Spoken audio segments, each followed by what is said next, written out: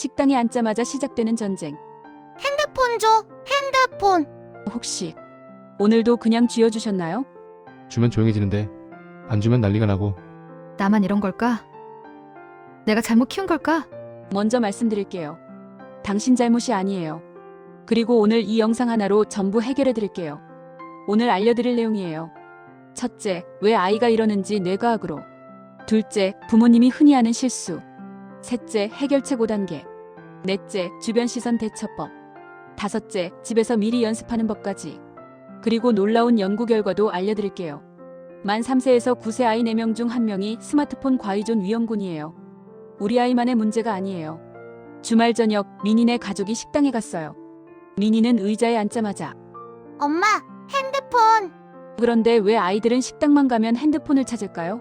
나쁜 버릇이라서? 버릇없이 키워서? 아니에요.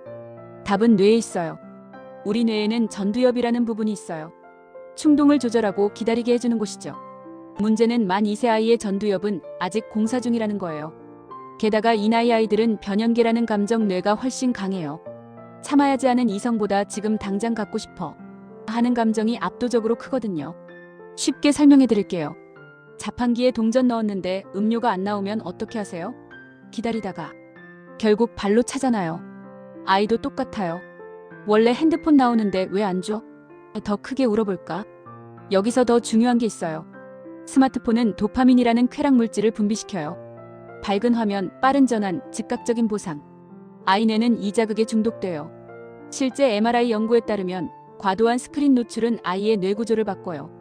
언어를 담당하는 부분의 부피가 감소하고 충동 조절을 담당하는 전두엽 발달이 지연돼요. 더 충격적인 건요.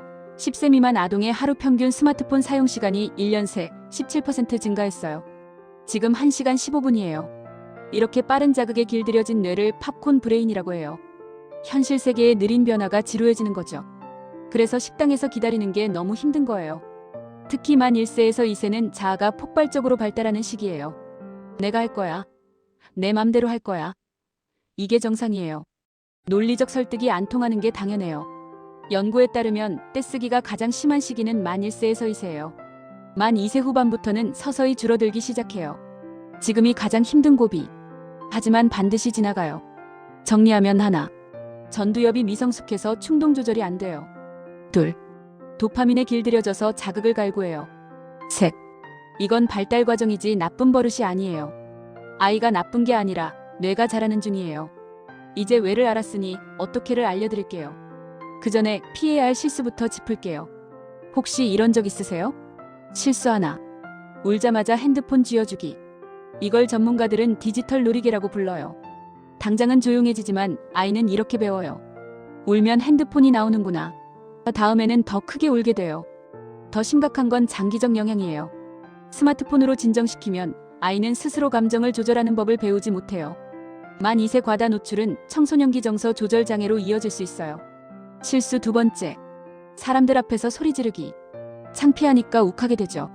하지만 뇌과학적으로 흥분 상태의 뇌는 학습이 안 돼요.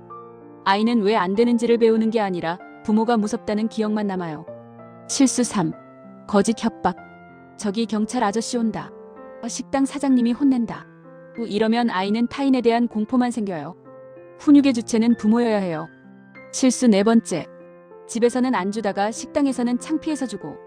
이러면 아이는 배워요. 공공장소에서 더 크게 울면 통하는구나. 가장 위험한 패턴이에요. 정리하면 울자마자 주기 소리 지르기 거짓 협박 일관성 없음. 이제 올바른 방법을 알려드릴게요. 자, 이제 진짜 해결책이에요. 5단계로 알려드릴게요. 발달 심리학자들이 수십 년간 연구해서 검증한 방법이에요. 1단계. 집에서 미리 약속하기. 이걸 프런트 로딩이라고 해요. 식당 가기 전에 말해주세요. 오늘 식당에서는 핸드폰 없이 밥 먹을 거야. 대신 밥 다 먹으면 집에서 10분 볼 수 있어. 포인트는 구체화예요. 아이들은 착하게 구러를 이해 못해요. 대신 이렇게요. 엉덩이를 의자에 딱 붙이고 있어야 해. 목소리는 속삭임 목소리로. 행동 단위로 쪼개서 설명해주세요. 2단계. 지루한 방어 키트 챙기기. 핸드폰 대신 아이를 몰입시킬 조용한 장난감을 가져가세요. 만 1세에서 2세에게 추천하는 건 자석 낚시놀이, 재사용 스티커북, 숨은 그림 찾기, 워터펜 색칠북이에요. 소리 안 나고 집중할 수 있는 것들이죠. 전문가 팁. 장난감을 한꺼번에 보여주지 마세요. 지루해할 때마다 하나씩 히든 카드처럼 꺼내주세요. 그리고 평소에 안 쓰는 외출 전용 장난감을 따로 마련하면 희소성 때문에 더 집중해요. 3단계. 떼쓰기가 시작됐을 때. 첫째, 침착하게 기다리세요. 한숨도 눈 흘기기도 이것도 다 관심이거든요. 무표정으로 기다리세요. 둘째, 감정은 인정해주세요. 눈높이를 맞추고 말해요.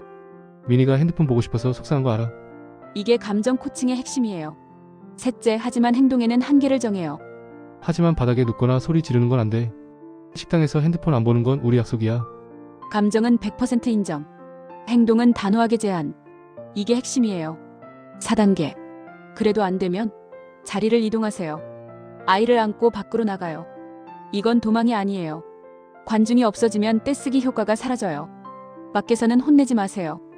아이가 스스로 진정될 때까지 곁에서 기다려주세요. 미니가 진정되면 다시 들어갈 수 있어. 이걸 통해 아이는 배워요. 떼쓰면 즐거운 시간이 끝나는구나. 5단계. 피봇 타이밍. 아이가 진정되는 그 순간 바로 칭찬해주세요. 미니가 스스로 진정했네. 정말 대단해. 이게 결정적 순간이에요.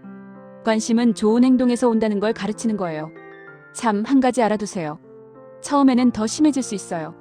이걸 속어 폭발이라고 해요. 예전에는 이 정도 울면 됐는데 왜 안 통하지? 더 크게 울어볼까? 이건 실패가 아니라 성공하고 있다는 신호예요. 3일에서 7일만 버티세요. 이 고비만 넘기면 아이는 떼쓴다고 되는 게 아니구나를 학습해요. 여기서 무너지면 아이는 배워요. 더 오래, 더 세게 울면 결국 통한다. 절대 무너지면 안 돼요.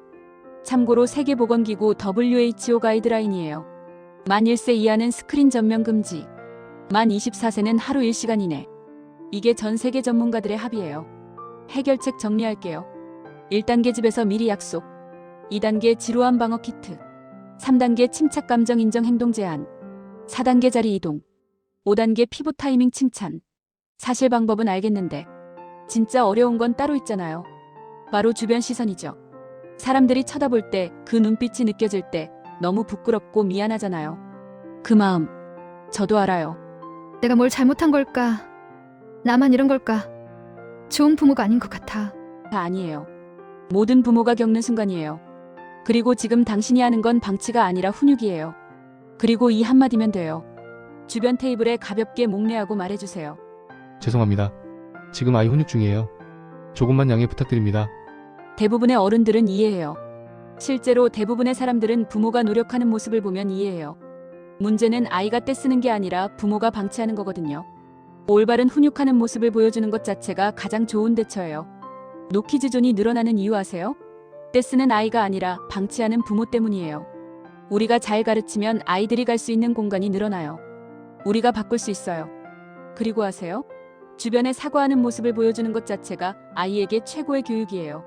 미안해라고 말하는 법, 타인을 배려하는 법을 부모가 직접 보여주는 거죠. 그리고 부부가 함께라면 훨씬 쉬워져요.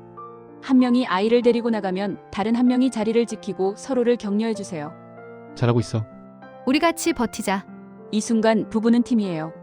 마지막으로 집에서 미리 연습하는 법이에요. 공공장소 매너는 현장에서 갑자기 안 돼요. 집에서부터 훈련해야 해요. 오늘은 우리 집이 식당이야. 부모가 종업원 역할을, 아이가 손님 역할을 맡아 예절을 연습해요. 손님, 여기서는 조용히 해주셔야 해요. 놀이를 통해 규칙을 체험하게 해주세요. 그리고 기다림 연습도 해주세요. 무궁화 꽃이 피었습니다. 같은 놀이는 충동을 억제하는 뇌회로를 강화해요. 시각 타이머를 활용해서 타이머가 울릴 때까지만 기다려줘라고 연습시키세요. 가장 중요한 건 부모의 모델링이에요. 부모가 먼저 식사 시간에 핸드폰을 내려놓으세요. 아이들은 100번의 말보다 부모의 뒷모습을 보고 배워요. 그리고 며칠 뒤, 민희네 가족은 다시 식당에 갔어요. 엄마, 오늘도 핸드폰 없이? 응, 대신 스티커북 가져왔어. 좋아. 핸드폰 없이도 즐거운 식사가 가능해졌어요. 오늘의 일관된 훈육은 3년 뒤 스스로 조절하는 아이를 만들어요. 참으면 더 좋은 게 있다, 떼쓴다고 되는 게 아니다. 이걸 배운 아이는 학교에서도 사회에서도 더 잘 적응해요. 마지막으로 말씀드릴게요. 부모님 정말 고생 많으세요. 매일 전쟁 같은 하루를 보내시잖아요. 완벽하지 않아도 괜찮아요. 실수해도 괜찮아요. 다시 시작하면 돼요. 당신은 이미 충분히 좋은 부모예요. 오늘 영상이 도움이 되셨다면 구독과 좋아요 부탁드려요.